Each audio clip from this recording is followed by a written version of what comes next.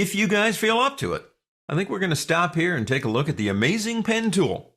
Now, there is a document in your exercise files called Pen Tool 101, and it comes with this beautiful self-portrait that was done with a pen tool.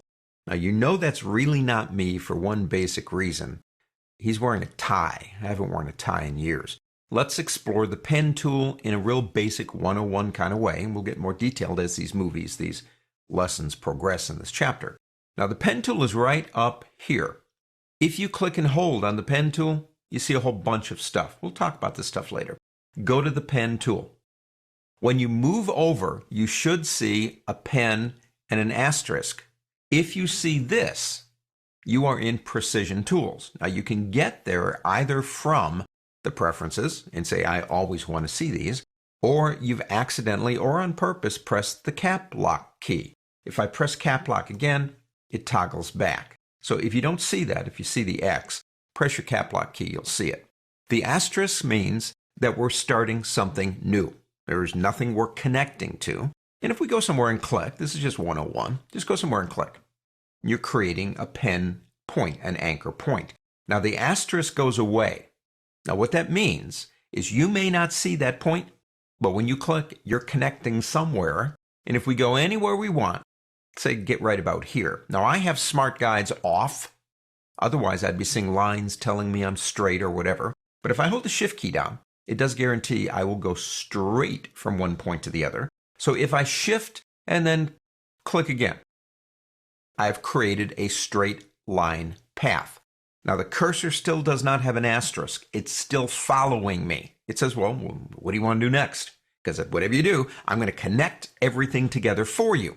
And if we come down to about here and click again, the easiest shape you can make two-dimensionally is a triangle. And if we come back here, you'll see a little circle appear, meaning you're about to close the shape off. If you do, you've made a triangle, and the asterisk comes back, meaning what? Meaning, hey, I'm ready to draw something new for you. But what if I don't want to close the shape off? There's a couple of ways we can get around that. Number one, if I click here again, and I come over here and hold the shift key down, and I click here, I just wanted a straight path. I don't want anything else. But if I go somewhere and click, it's actually going to do that. And there's a couple of things we can do. The shortcut to me is the easiest way. Reach over on your keyboard and click what I call the temporary selection tool and hold down the control key, and you'll see you get the selection tool even though you're on the pen tool. Click anywhere you want. And when you come back, you can start again. That's an easy way if you're making open paths to just actually control, click somewhere else, and you can start again.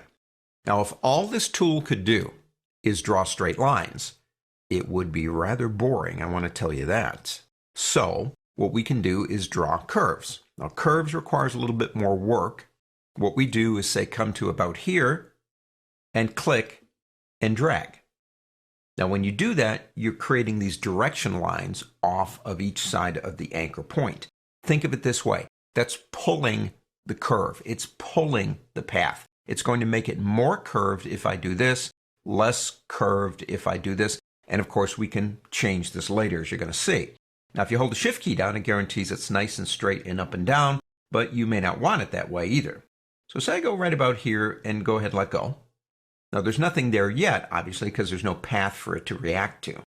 So I click right about here and drag down to, I don't know, say there. Come over to here and click and drag down again.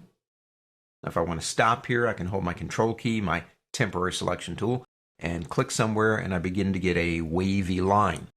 This tool will draw anything that you want. It will do anything from, I don't know, a Jurassic Park dinosaur to my beautiful self-portrait over there. Doesn't matter. You just need to know how to control this tool.